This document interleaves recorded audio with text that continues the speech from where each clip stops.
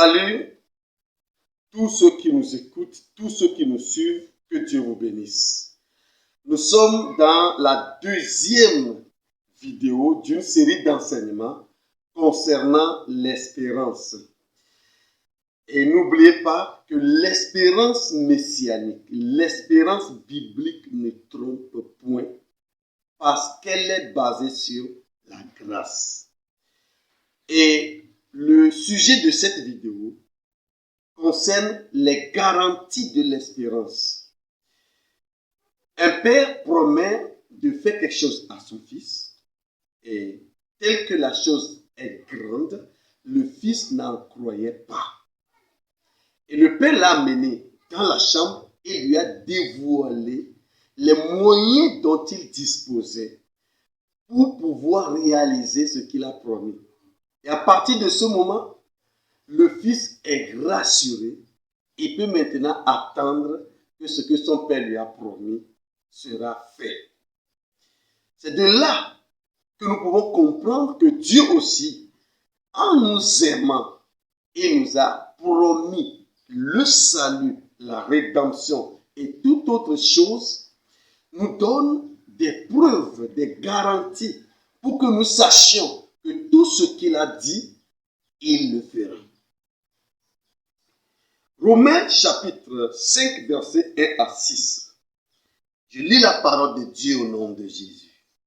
Étant donc justifiés par la foi, nous avons la paix avec Dieu par notre Seigneur Jésus-Christ, à qui nous devons devoir eu par la foi accès à cette grâce dans laquelle nous demeurons fermes et nous nous glorifions dans l'espérance de la gloire de Dieu.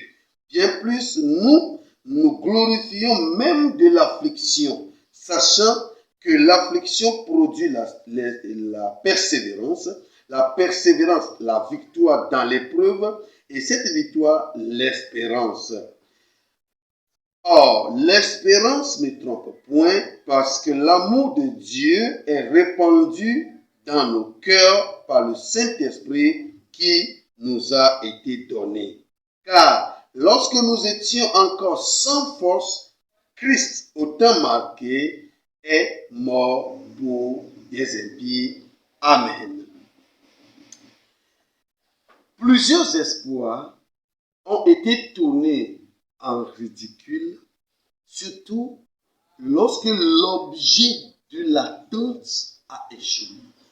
C'est-à-dire la raison principale de la promesse. Lorsque ça ne tient pas, lorsque ça ne se réalise pas, alors l'espérance rendra confuse l'homme ou la personne qui en possède. C'est pour cela que Dieu, en promettant qu'il ferait pour ses enfants des choses, a mis en place ou a démontré par des preuves réelles que ce qu'il a dit, il le fera. L'espérance ne trompe point. Et dans les preuves que Dieu nous a données, elles sont multiples, mais nous allons prendre seulement quelques-unes. Premièrement, l'objet de l'espérance. Qu'est-ce qu'on nous a promis? Et l'Écriture nous dit que c'est la gloire de Dieu. Au verset 2, de Romains chapitre 5, il est dit: nous nous glorifions dans l'espérance de la gloire de Dieu.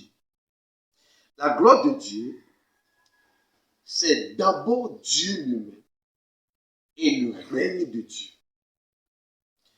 Lorsque notre espérance est portée sur la gloire de Dieu, tout concourra à la réussite et à la réalisation de l'objet de cette espérance.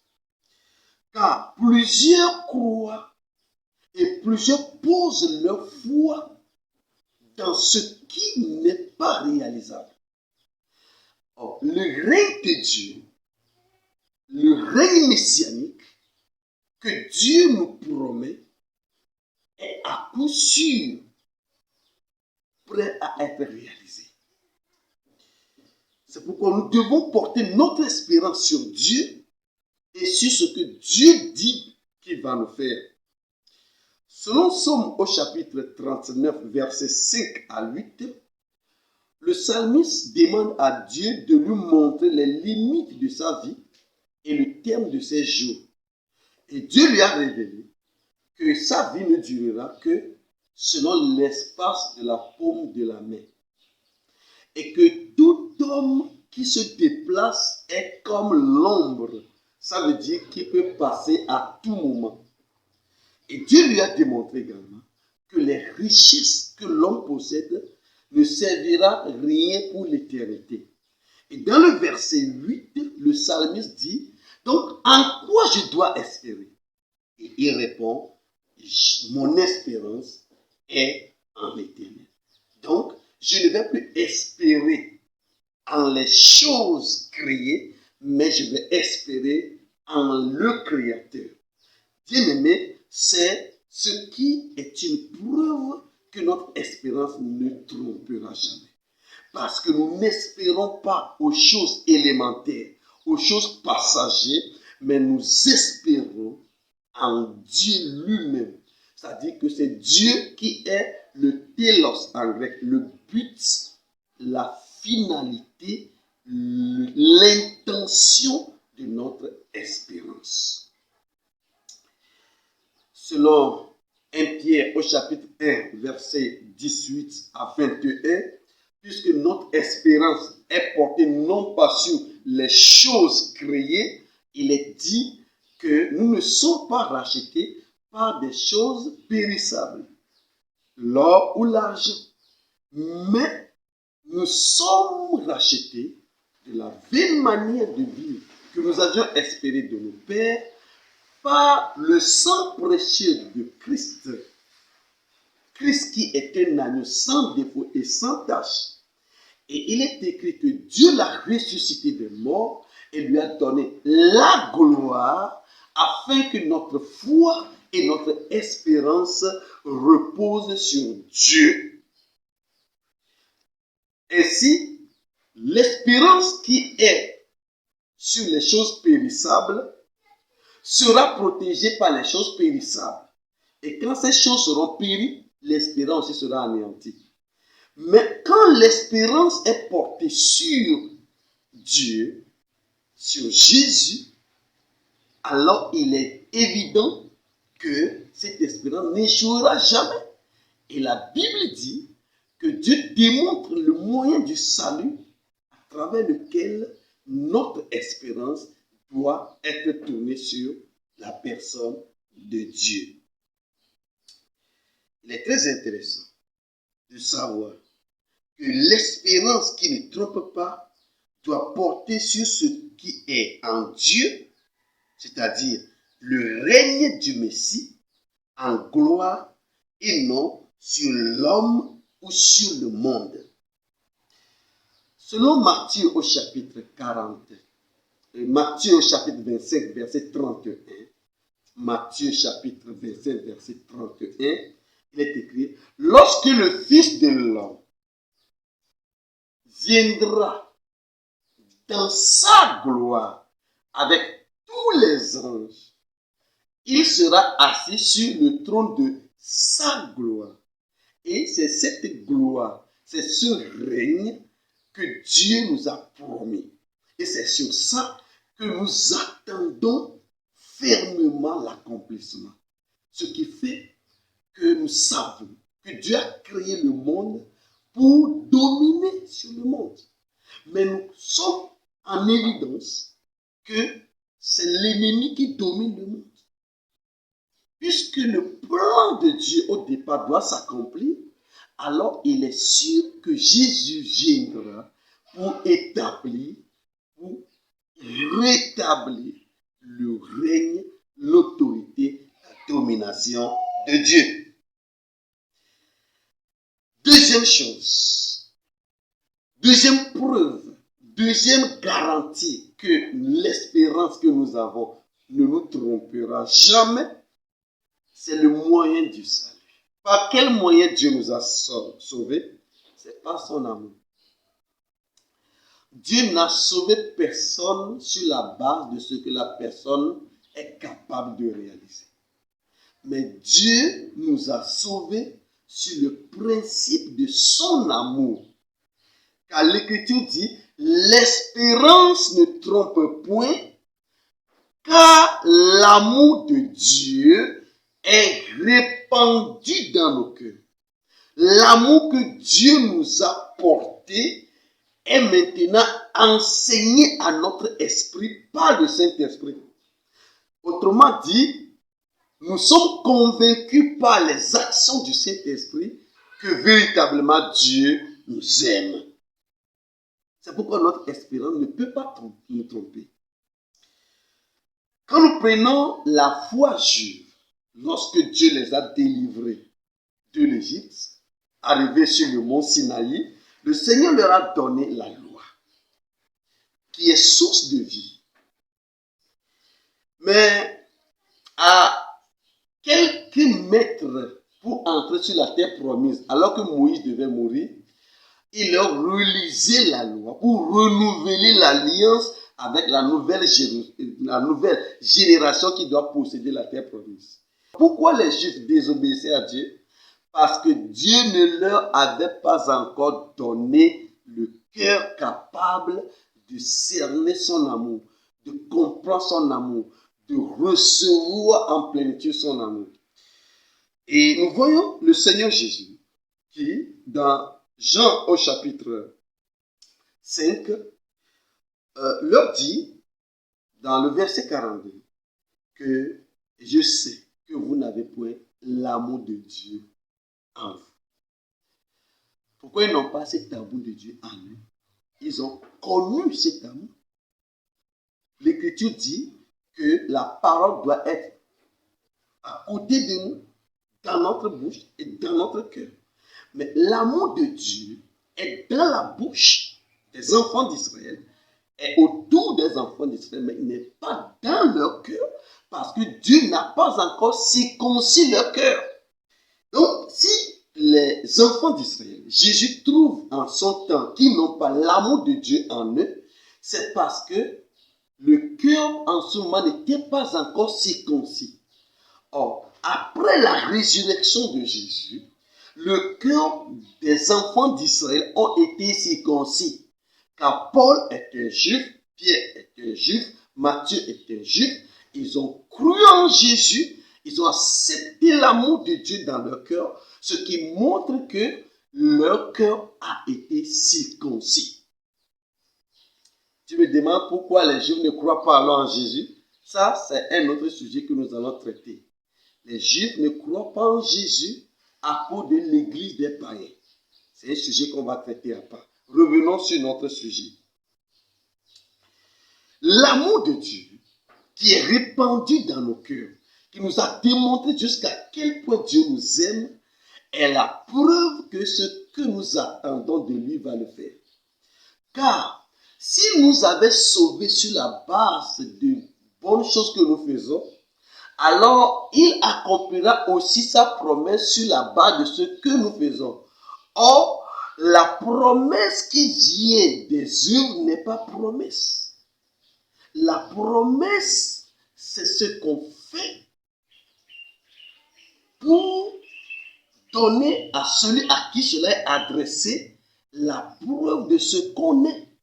Autrement dit, Dieu promet de nous donner la délivrance finale, la rédemption, le salut éternel sur la base de son amour pour nous, parce qu'il nous aime. Car l'Écriture nous dit que alors que nous étions sans force, il nous a sauvés. Et le verset 8 de Romains chapitre 5 dit que Dieu prouve son amour envers nous. Dieu donne la preuve, la garantie de son amour qu'il a pour nous, en ce que lorsque nous étions encore pécheurs, Christ est mort pour nous. Donc, Dieu nous aime. Et 1 Jean au chapitre 4, verset 10 nous dit que et nous l'aimons parce qu'il nous a aimé le premier. Et ce n'est pas nous qui l'avons aimé le premier, C'est lui qui nous a aimés en envoyant son Fils comme victime expiatoire. Donc ce n'est pas nous qui avons aimé Dieu, c'est Dieu qui nous aime. Et lorsque nous étions pécheurs, s'il nous a ainsi aimés, maintenant que nous croyons en son Fils, eh bien son amour va surabonder pour accomplir le plan qu'il a pour notre vie. L'exemple que je vais vous donner, c'est le Fils prodige de Luc chapitre 15 à partir du verset 11 au verset 24. Pourquoi le Fils prodige, qui a pris la part de ses héritages pour aller le dilapider dans de mauvaises vies, a pu avoir la force pour revenir à son Père? Au verset 20 de Luc chapitre 15, il est écrit que lorsqu'il venait, son père l'a vu au loin et a couru vers lui et l'a embrassé.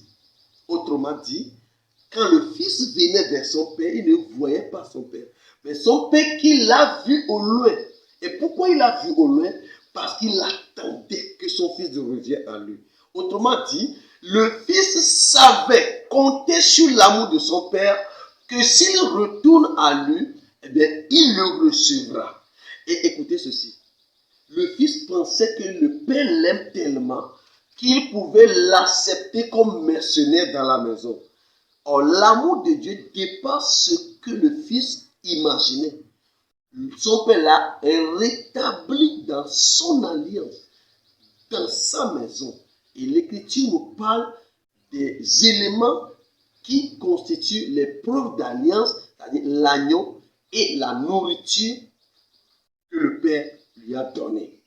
Dans le Proche-Orient, et jusqu'à aujourd'hui, surtout parmi les Bédouins, la nourriture, apprendre avec quelqu'un est la preuve qu'on est ensemble, qu'on est en communion, que tu es la bienvenue chez nous. Et c'est ce que le Père a fait à son Fils, c'est-à-dire que le Fils a cru dans l'amour de son Père et l'amour de son Père a dépassé ce qu'il pensait. C'est ce que Paul nous dit dans Éphésiens chapitre 3, le verset 19.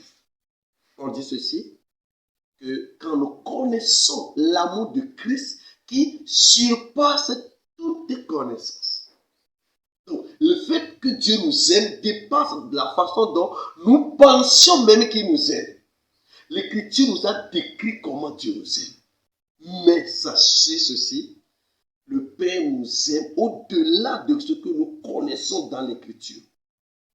La Bible dit nous connaissons en partie. 1 Corinthiens chapitre 13. Nous connaissons en partie. Ça veut dire que nous ne pouvons même pas cerner la portée élevée de l'amour que Dieu a pour nous. Et Paul le décrit dans Éphésiens chapitre 3 en ce terme, la longueur, la largeur, la profondeur et la hauteur de l'amour de Christ. Dieu nous aime au-delà de ce que nous pouvons penser, en sorte que nous croyons par cet amour qu'il accomplira tout ce qu'il nous a promis. Troisième élément, c'est l'Esprit de Dieu. L'Écriture dit, l'espérance ne trompe point, car l'amour de Dieu a été répandu dans nos cœurs par l'Esprit qui nous a été donné.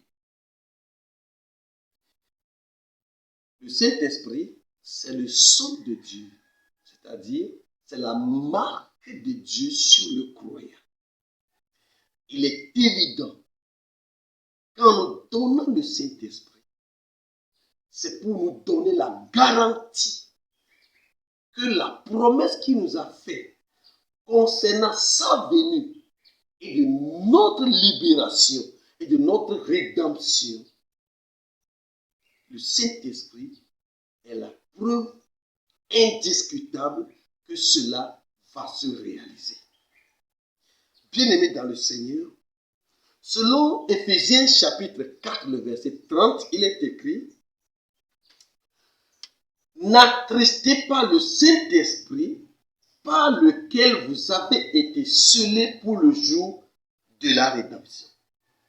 C'est-à-dire que par le Saint-Esprit, Dieu nous a marqués pour que nous l'appartenions jusqu'au jour où le Messie viendra, ou dans le langage juif, où le Messie sera dévoilé, dans le langage chrétien, où le Messie sera révélé, apparaîtra. Et il est dit de ne pas l'attrister. On n'a pas dit ne mettez pas le Saint-Esprit en colère. J'ai entendu souvent dire que Dieu est en colère contre l'Église, Dieu est en colère contre nous. Je ne crois pas à ce langage. Dieu n'est nullement en colère contre ses enfants, mais le Saint-Esprit peut être attristé. Et quand le Saint-Esprit est attristé, celui qui est triste parle rarement. C'est ce qui fait que lorsque nous commettons des péchés, étant sauvés déjà, et nous commettons des péchés, le Saint-Esprit est triste en nous et nous ne sentons pas sa présence, nous ne sentons pas sa manifestation. Cela ne veut pas dire que nous venons de perdre notre salut, cela ne veut pas dire que le Saint-Esprit est sorti et que maintenant il doit revenir après que nous serons repentis. C'est faux. J'ai entendu dire que le Saint-Esprit est un gentleman. C'est-à-dire, quand tu commences à pécher, il va sortir sans que tu ne le saches. Et c'est peu à peu que tu vas te rendre compte que le Saint-Esprit n'est pas en toi. C'est faux, ce n'est pas vrai, c'est anti-biblique, c'est humain.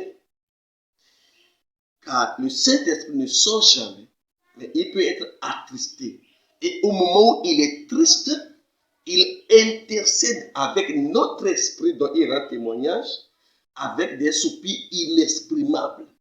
C'est ce qui crée en nous le remords, la brisure du cœur pour que nous revenions à Dieu dans la vie pratique. Alors que notre esprit, notre salut est garanti et en aucun cas ne peut être anéanti. Donc la preuve que Dieu accomplira ce qu'il nous a promis, c'est le Saint-Esprit qui nous a donné. Et bien aimés, nous voulons vous dire que déjà ces trois éléments constituent une garantie solide pour que nous sachions que ce que Dieu nous a promis, Dieu va l'accomplir. Et c'est en ça que la Bible nous dit que l'espérance ne trompe point. Que Dieu vous bénisse et que le Seigneur soit avec vous. Nous allons nous revoir dans la seconde vidéo, c'est-à-dire dans la vidéo qui va venir après celle-ci, et vous démontrer celui qui est digne d'avoir l'espérance. Que Dieu vous bénisse. Ceux qui ne sont pas abonnés à notre chaîne, eh bien nous vous attendons. Abonnez-vous à la chaîne afin que vous puissiez nous suivre et aussi activer la cloche de notification pour ne rater aucune de nos vidéos. Et de notre niveau, nous vous bénissons parce que lorsque vous avez cru en Jésus, vous possédez toutes les garanties pour l'espérance ou bien l'accomplissement de l'espérance de Dieu. Car cela ne vient point de vous, mais ça vient de notre Dieu. Que le Seigneur vous bénisse et que sa main soit avec vous. Au nom de Jésus, Amen.